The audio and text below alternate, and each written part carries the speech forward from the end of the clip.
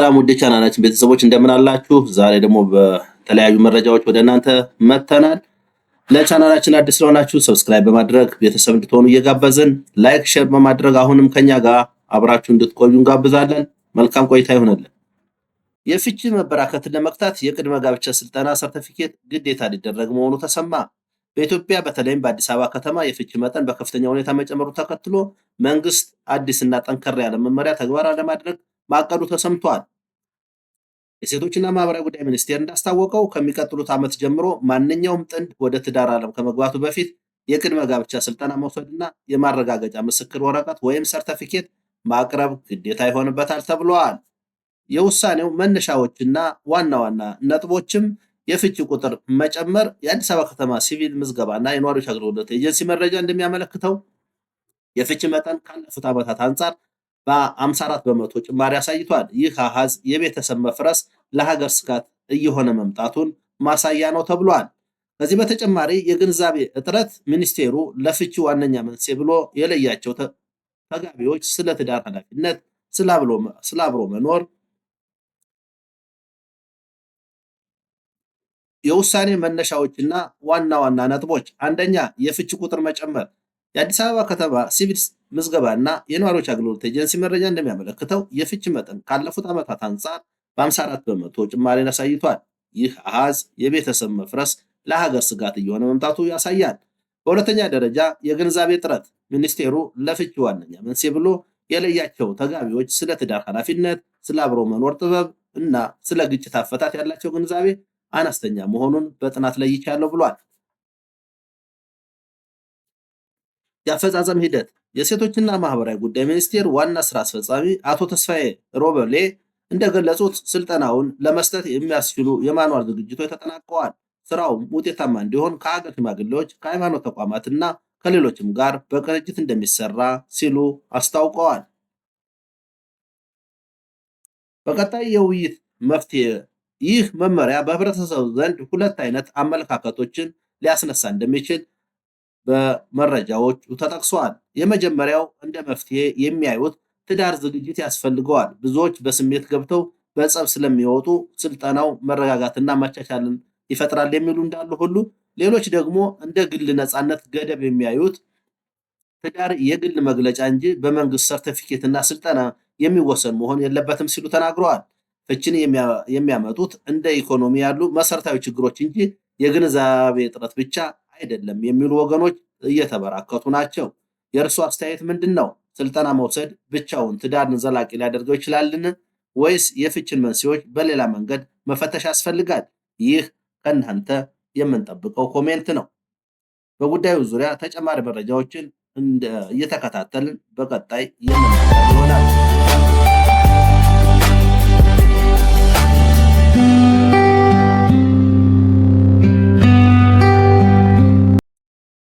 ስለ ኮንዶሚኒየም መረጃዎች በተመለከተ እንግዲህ የአዲስ አበባ የቤትና ልማት ኮርፖሬሽን፣ የአዲስ አበባ ቤቶችና ልማት ኮርፖሬሽን እንዲሁም የከተማ አስተዳደሩ በቅርቡ ይፋ ያደረጓቸው መረጃዎች መሰረት በማድረግ ስለ ኮንዶሚኒየም ቤቶች ወቅታዊ እና አዲስ የዋጋ ተመን ዝርዝር መረጃዎች እንደሚከተለው ወደ እናንተ ይዘን ቀርበናል።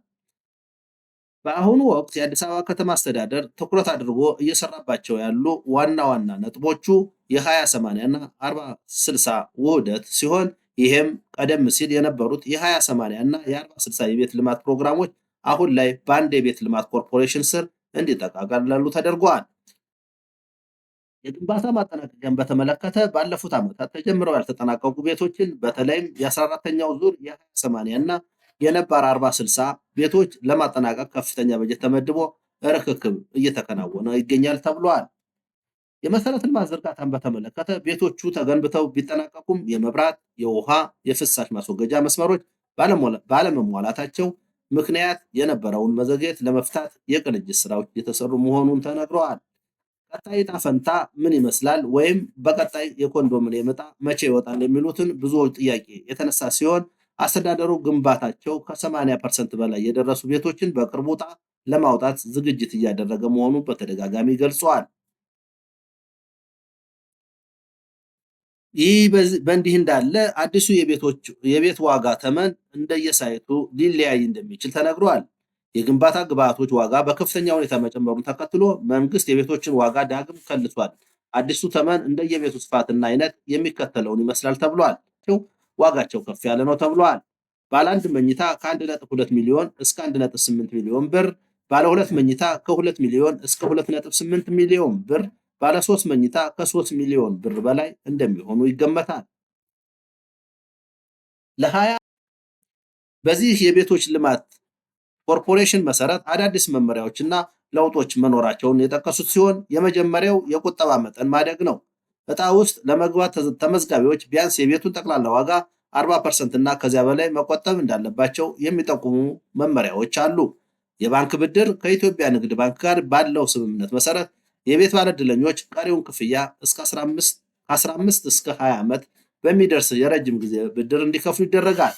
የግል አልሚዎች ተሳትፎ በተመለከተ መንግስት ብቻውን ቤቶችን መገንባት ስላልቻለ ከግል ባለሀብቶች ጋር በሽርክና ወይም ፐብሊክ ፕራይቬት ፓርትነርሺፕ ቤቶችን የመገንባት አዲስ አቅጣጫ ተይዞ እየተሰራበት መሆኑን ተናግረዋል። ምክር ቤት ያቀረቡት የ6 ወራት የስራ አፈጻጸም ሪፖርት እና ከምክር ቤቱ አባላት ለተነሱ ጥያቄዎች የሰጡት ምላሽ ትኩረትን የሳበ ነበረ። በሪፖርቱና በውይይቱ የተነሱ ዋና ዋና ነጥቦች ምንድን መሆኑንና የከተማዋን ውበትና ጽዳት ወደ አዲስ ደረጃ ማሸጋገሩን ገልጸዋል። የገቢ አሰባሰብን በተመለከተ ገቢ መሰብሰብ መቻሉንና ከእቅድ በላይ የተከናወኑ መሆኑን በአፋጣኝም ሌሎች ቀሪ ክፍያዎችን ወይም ገቢዎችን መሰብሰብ እንደሚገባ ተናግረዋል። የትምህርትና ጤናን በተመለከተ የተማሪዎች የምገባ ፕሮግራም የዩኒፎርም አቅርቦትና ተጠናክሮ እንደቀጠለና አዳዲስ የጤና ተቋማት ግንባታም ውጤታማ መሆኑን ተናግረዋል። የኑሮ ውድነትን በተመለከተ የሸማች ማህበራትና የእሁድ ገበያ አማራጮችን በማስፋፋት የዋጋ ግሽበትን ለመቀነስ ጥረት መደረጉን ገልጸዋል። ይህንን ሪፖርት ያዳመጡት የከተማ ነዋሪ ተወካዮቹ ደግሞ የሚከተሉትን ዋና ዋና ጥያቄዎች መጠየቅ ችለዋል። ለዓመታት የቆጠቡ ነዋሪዎች መቼ ነው ቤት የሚያገኙት በሚል የቤቶቹን ዋጋ መወደድ ዝቅተኛ ገቢ ያለው ማህበረሰብ እንዴት ተጠቃሚ ሊደረግ ይችላል የሚሉ ጥያቄዎችን ጠይቀዋል። በሌላ መንገድ ደግሞ የመፈናቀል ጉዳይን በተመለከተ በኮሪደር ልማትና በከተማ እድሳት ምክንያት የሚነሱ ነዋሪዎች ተገቢው ካሳና ምትክ ቦታ እየተሰጣቸው ነው ወይ በሚል የጥያቄዎችን ሁሉ በአብዛኛው እንዲጠይቁ ተደርገዋል።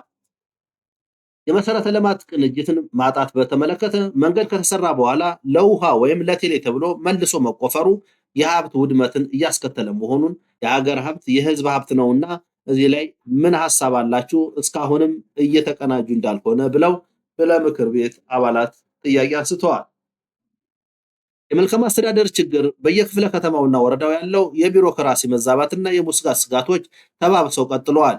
ምን እየተስተካከለ እንዳለ ቢብራራልን ሲሉ ከንቲባዋን ተደጋጋሚ ጥያቄዎች ጠይቀዋል።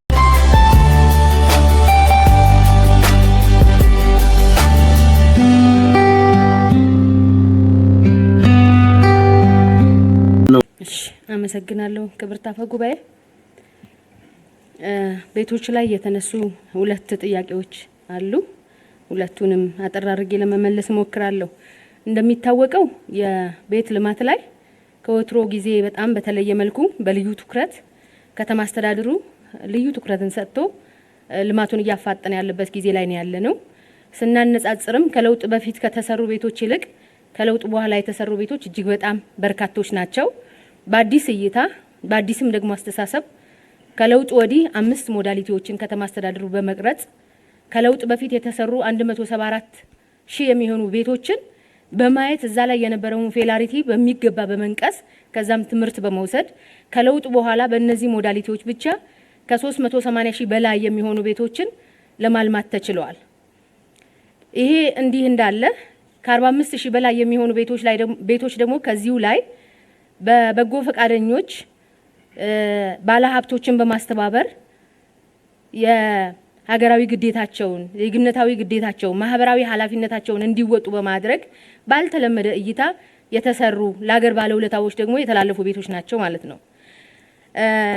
ዘንድሮ ከሚሰሩ 100 ሺህ የሚሆኑ ቤቶች አንጻር በምልክ ዝግጁ ናችሁ? ፋይናንሻሊም እንዴት ነው ችግሩ ልትቀርፉ ያሰባችሁት ከሚለው ሐሳብ ተነስቼ ተወሰነ ነገር ልበል። እንደሚታወቀው እስካሁን ድረስ በ5 ሞዳሊቲዎች ብቻ ወደ 98 ሺህ የሚሆኑ ቤቶች ግንባታ የተጀመሩ ናቸው። በመንግስት ትሬዠሪም በሌሎቹ ሞዳሊቲዎችም በፒፒፒም በግሉ ዘርፍም which mean የግል ባለሀብት እያለማ ያለውና ሪል ስቴት እያለማ ያለው እንደምረን ማለት ነው። ከዚህም ባሻገር በህብረተሰብ ተሳትፎ ጧት ሲገለጽ እንደነበረው 4990 የሚሆኑ ቤቶችን እነዚህን ሁሉ ደምረን የቤት ፍላጎትና የቤት አቅርቦትን ለማጣጣም በተቻለ መጠን እየተሰራ ነው ያለው። ይህ ማለት መንግስት በራሱ በጀት ብቻ የቤት ፍላጎትን ሙሉ በሙሉ ይቀርፋል ማለት አይደለም። ግን የቤት ልማቱ ሙሉ በሙሉ ሰው ወይም ደግሞ ባለሀብቱ ወደ ልማቱ እንዲገባና አቅርቦቱ እንዲሳለጥ አቅርቦቱ እንዲበዛ በማድረግ ከፍተኛ ስራ እየተሰራ ነው ያለው። ይህንን ለማድረግ ከተማ አስተዳደሩ ከምንም ነገር በላይ 2018 በጀት ይርን ስንጀምር በልዩ ትኩረት በጀት ተመድቦለታል ለቤት ልማት። ከዚህም ባሻገር መንግስታችን ኢንተርፕረነር ነው ብለናል። 3 ሳይቶች ላይ የነበሩ ቤቶቻችንን በ3 ቢሊዮን ብር ገንብተን በ7 ቢሊዮን ብር ደግሞ ሸጠናቸዋል። ከዚህ ሽያጭ የተገኘውን ብር ደግሞ ያለውን የፋይናንስ አቅም ለማዳበርና የፋይናንስን ችግር ለመቅረፍ ወደ 2400 የሚሆኑ ቤቶችን እየገነባንበት ነው ማለት ነው። ከዚህም ባሻገር በጀት ተበጅቶልናል። መንግስታችን ኢንተርፕረነር ነው ብለናል። ከኮመርሻል ባንክ ጋር ደግሞ በልዩ ሁኔታ ደግሞ በትስስር እየሰራን ያለ ነው። ያለውን የፋይናንስ አቅም ወይም የፋይናንስ ችግር ለመፍታት ከባንኮች ጋር በቅንጅት እየሰራን ያለ ነው።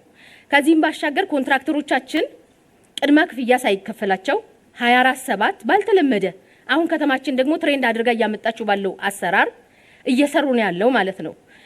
አቅርቦቱን ለማሳለጥ ደግሞ ወይም ደግሞ የቤት ግንባታውን በፍጥነት እንዲያልቅ ለማድረግ ደግሞ አንድ ኮስት ሚኒማይዝ የምናደርገው ግንባታውን በአጭር ጊዜ ስናጠናቅቅ ነውና ይህም የሚሆነው ጥራቱን ኮምፕሮማይዝ ሳናደርግ ስለሆነ ለግንባታ የሚያስፈልጉ አቅርቦቶችን በሙሉ ሳይት ድረስ እንዲቀርቡ በማድረግ ነው ማለት ነው።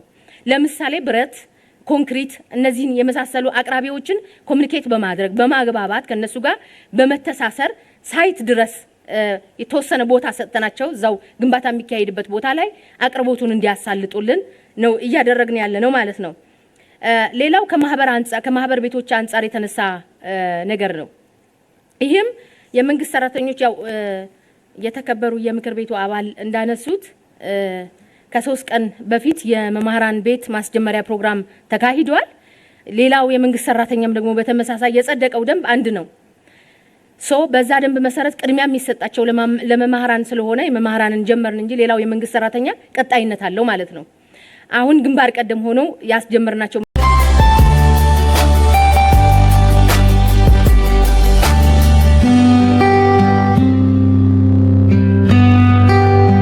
በአሁኑ ወቅት ኢትዮጵያ በታሪኳ አጋጥሟት የማያውቅና እጅግ ውስብስብና ዘርፈ ብዙ የሆኑ ፈተናዎች ገጥመዋታል ተባለ። እነዚህ ችግሮች አንዱ ከሌላው ጋር የተቆላለፉ በመሆናቸው መፍትሄውም የተቀናጀ ጥረትን ይጠይቃል ተብሏል። መሰረታዊ የፍጆታ ዕቃዎች ዋጋ ከዜጎች የመግዛት አቅም በላይ ሆኗል። ችግሩ የብር የመግዛት አቅም መውደቅ ወይም ኢንፍሌሽን፣ የውጭ ምንዛሬ እጥረት፣ ስራ አጥነትና የምርት መቀነስ ዋና ዋናዎች ናቸው።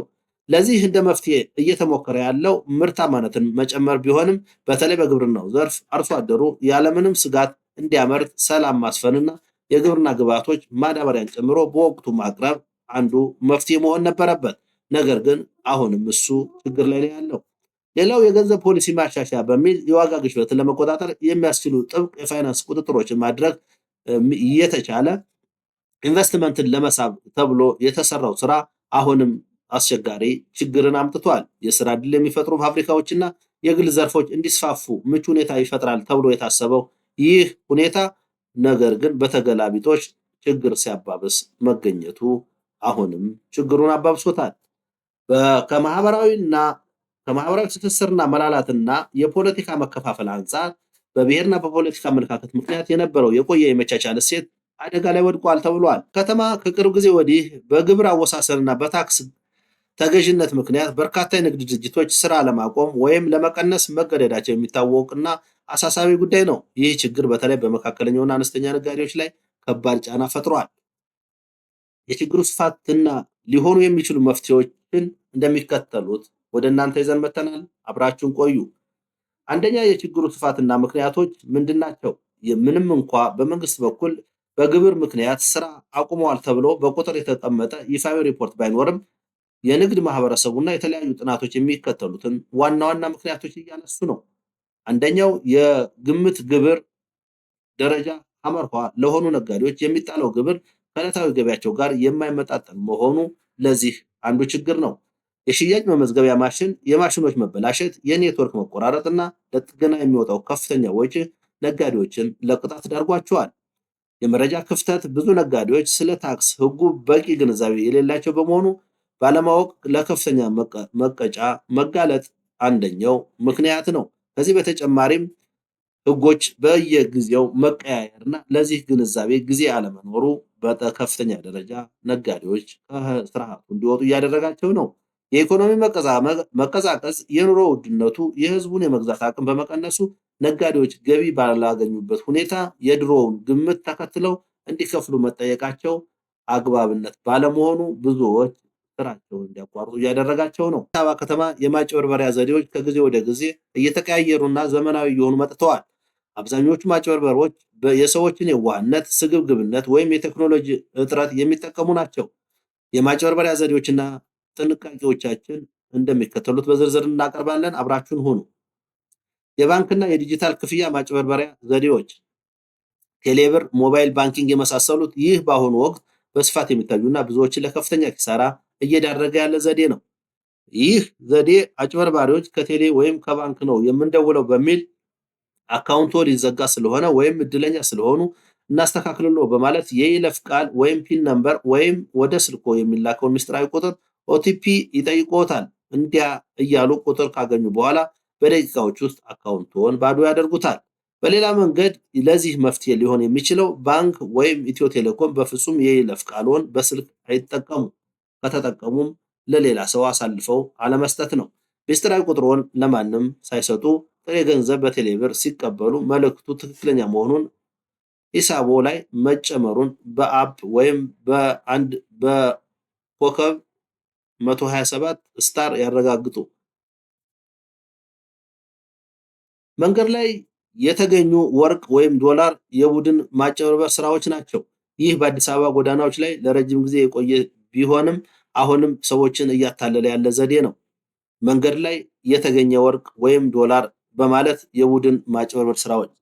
የዚህ አንዱ ዘዴ አንድ ሰው መንገድ ላይ ወርቅ ወይም ዶላር የተሞላ ቦርሳ እንዳገኘ ሆኖ ይቀርቦታል። ከዚያ ሌላ ግብረ አበሩ መጥቶ ተካፈሉ ይላል። በመጨረሻም ቦርሳውን አንተ ውሰደውና ያገኘውን ወርቅ ለመካፈል ያላችሁን ስልክ ወይም ገንዘብ ስጡኝ ይልዎታል። ይህም የዋህ ከሆኑ እቤት ሄደው ሲከፍቱት ግን ሜዳሊያው ወይም የውሸት ወርቅ ሆኖ የሚያገኙበት ሁኔታ አለ። ይሄ አሁንም በአዲስ አበባ ያለ የማጭበርበር ዘዴ ነው። መንገድ ላይ በድንገት የሚገኝ ትልቅ ሀብት የለም ብለው ማሰብ አለብዎት። ካልሆነ ለትልቅ ዘረፋ የሚዘጋጁ መሆኑን ማወቅ ይገባዎታል። ከማያውቁት ሰው ጋር መንገድ ላይ የገንዘብ ድርድር ውስጥ እንዴት ሊገባ ይችላል? መግባትም አያስፈልግም። ወዲያው ጥሎ መሄድና ካልሆነም ከተቻለም ለፖሊስ መጠቆም አስፈላጊ ነው። የቤትና የስራ ስምሪት ማጭበርበር። የዚህ ዘዴ በቴሌግራም ወይም በፌስቡክ በጣም ርካሽ ኮንዶሚኒየም ቤት የሚሸጥ ወይም የሚከራይ የሚል ማስታወቂያ ይለጠፍና ሲደውሉ ሰው እየመጣ ስለሆነ ቀድመ በቴሌብር ወይም የቅድመ ክፍያ ወይም የላኪ ኮሚሽን ላክ ይሎ በማለት ገንዘቡን እንዲልኩ በማድረግ ስልካቸውን ይዘጋሉ። በስራም ረገድ ከፍተኛ ደሞዝ ያለው ስራ አለ በማለት ለፎርም ወይም ለዩኒፎርም ለልብስ እያሉ ገንዘብ ማጭበርበራቸው አሁንም ቀጥሏል። ለዚህ መፍትሄ ሊሆን የሚችለው በአካል አይተው ሳይረከቡ ወይም ህጋዊ ውል ሳይፈጽሙ ለማንም ገንዘብ መክፈል ትክክል አይደለም። ህጋዊ ኤጀንሲዎችን ብቻ መጠቀም ያስፈልጋል። ብዙዎች ህገወጥ የሆኑ በማህበራዊ ሚዲያ የሚያስተዋውቁ አሉ። የሐሰት ዶላር አለኝ ብሎ ማጭበርበር። ይህ ከውጭ ሀገር የመጣ ዶላር አለኝ ባንክ ስለማይመነዝርልኝ በርካሽ ልሽጥልህ የሚሉ መጀመሪያ ጥንት እውነተኛ ዶላሮች አሳይተው እምነት ያተርፋሉ። በመጨረሻም ብዙ ብር ተቀብለው የውሸት ዶላር ወይም ጥቁር ወረቀት ሰጥተውት ይገላገላሉ። በዚህም ዶላር መግዛትም ሆነ መሸጥ ያለበት በባንክ ብቻ ነው። አለዚያ በመንግስት ደረጃ የተፈቀደላቸው የዶላር ምንዛሬ ገበያ ማስኬጃ ሱቆች ላይ መመንዘር አለበት። ከዚህ በተጨማሪ የመንፈሳዊና መድኃኒት አለኝ ማጭበርበር ነው። የዚህ በሽታ አለብህ ወይም መጥፎ ዕድል ይከተልሃል በማለት አስፈራርተው ለመንፈሳዊ ስራ ወይም ባህላዊ መድኃኒት በሚል ውድ የወርቅ ጌጣጌጦችና ገንዘብ የሚቀበሉ ማዕት ናቸው። በተለይ እድሜያቸው የገፋ ሰዎች እና ሴቶች ለዚህ ዓላማ ይዳረጋሉ። መፍትሄ ሊሆን የሚገባው መንገድ ላይ ቆመው ስለ ሕይወትዎ ወይም ስለ ጤናዎ የሚነግሮትን ሰዎች መስማት እጅግ የዋህነት ነው። የማያውቁትን ሰው ወደ ቤት በፍጹም ማስገባትም ትክክል አይደለም። ውድ የቻናላችን ቤተሰቦች አጠቃላይ ጥያቄዎቻችን እና ስለ ጥያቄዎች ስናብራራበት የነበረው መንገድ ይህንን ይመስላል። በሌላ ፕሮግራም በሌላ ጊዜ እስከምንገናኝ ቸር እንሰንብት።